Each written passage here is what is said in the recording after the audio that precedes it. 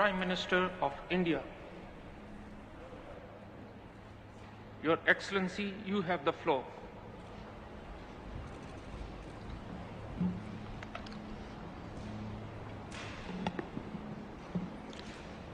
Friends, आज मैं आपके बीच उस भूमि का प्रतिनिधित्व कर रहा हूं जिस भूमि ने हजारों वर्ष पहले ये मंत्र दिया था, समगच्छध्वम् समध्वत्वम् संवो मानसी जानताम्। आज 21वीं सदी में ये मंत्र और ज्यादा महत्वपूर्ण हो गया है, प्रासंगिक हो गया है।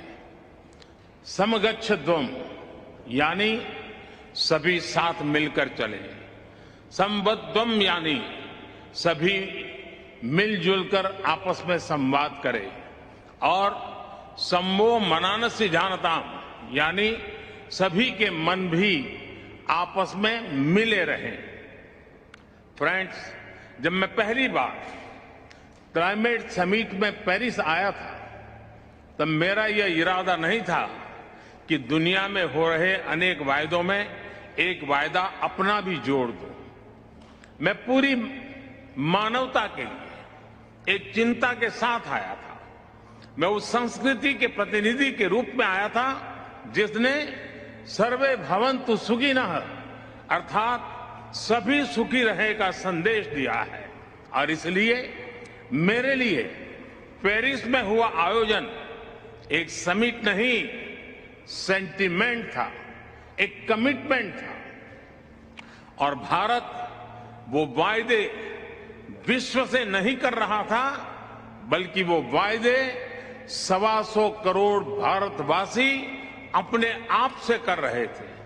और मुझे खुशी है कि भारत जैसा विकासशील देश, जो करोड़ों लोगों को गरीबी से बाहर निकालने में जुटा है, जो करोड़ों लोगों की ईज ऑफ लिविंग पर रात दिन काम कर रहा है, आज विश्व की आबादी का 17% होने के बावजूद जिसकी एमिशंस में रिस्पॉन्सिबिलिटी सिर्फ 5% रही है, उस भारत ने अपना कर्तव्य पूरा करके दिखाने में कोई कसर बाकी नहीं छोड़ी है।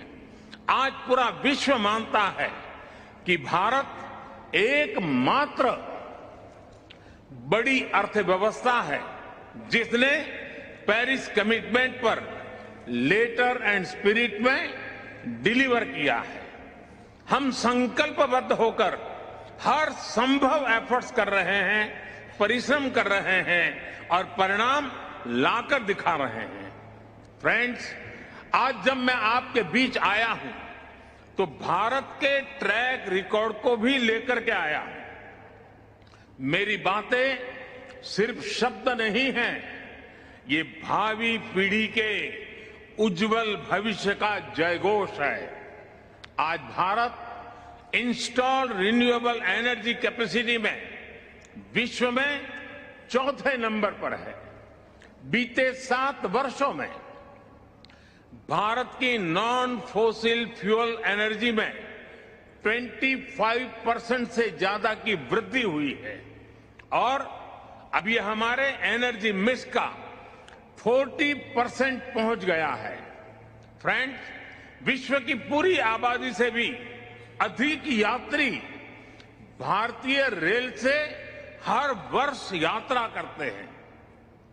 इस विशाल रेलवे सिस्टम ने अपने आप को 2030 तक नेट जीरो बनाने का लक्ष्य रखा है। अकेली इस पहल से सालाना 60 मिलियन टन एमिशन की कमी होगी।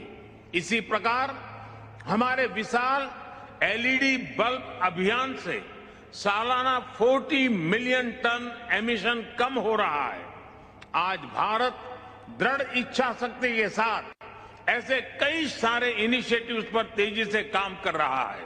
इसके साथ ही भारत ने अंतर्राष्ट्रीय स्तर पर दुनिया का सहयोग करने के लिए इंस्टीट्यूशनल सॉल्यूशन भी दिए हैं। सोलर पावर में एक क्रांतिकारी कदम के रूप में हमने इंटरनेशनल सोलर अलायंस की पहल की।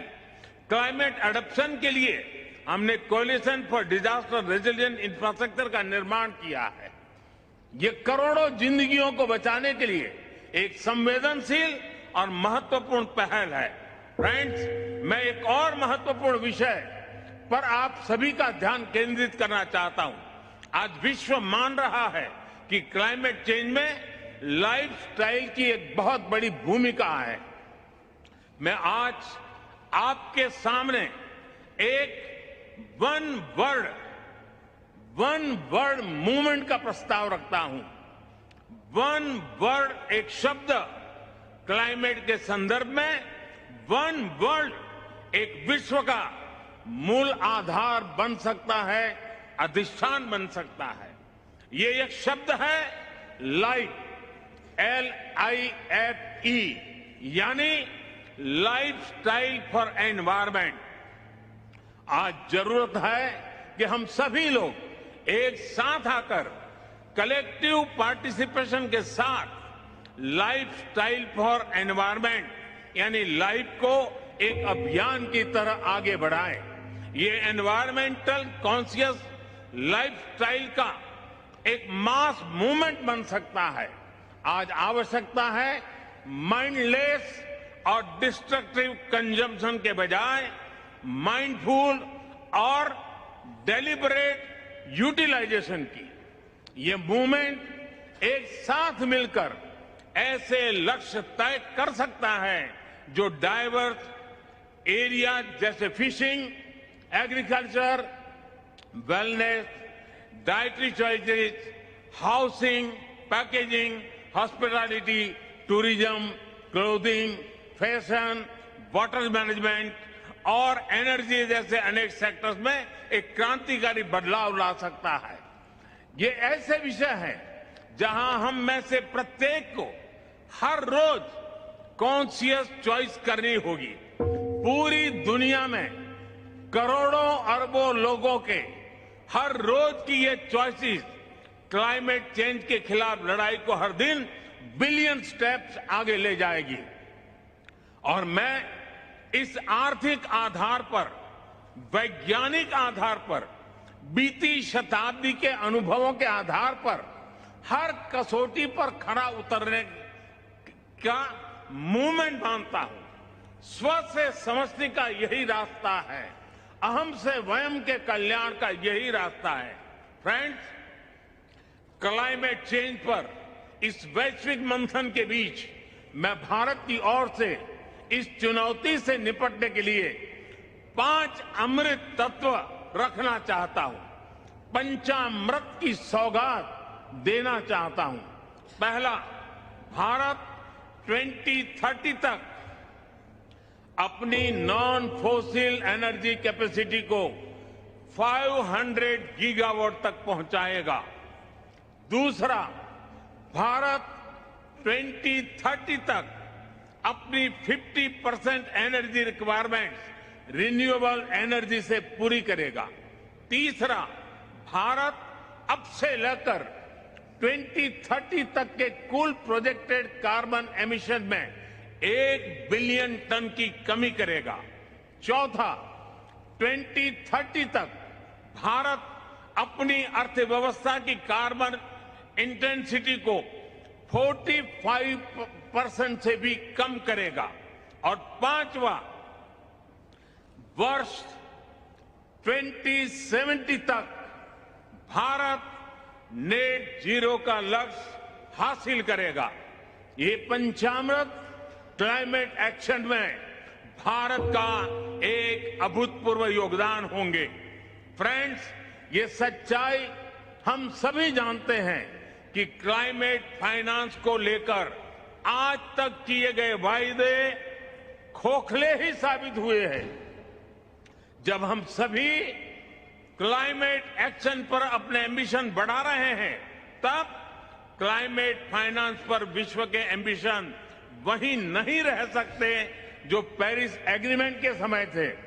आज जब भारत ने एक नए कमिटमेंट और एक नई ऊर्जा के साथ आगे बढ़ने का संकल्प लिया है, तो ऐसे समय में क्लाइमेट फाइनेंस और लो कॉस्ट क्लाइमेट टेक्नोलॉजीज का ट्रांसफर और महत्वपूर्ण हो जाता है। भारत की अपेक्षा है कि विकसित देश जल्द से जल्द $1 ट्रिलियन का क्लाइमेट फाइनेंस उपलब्ध कराएं।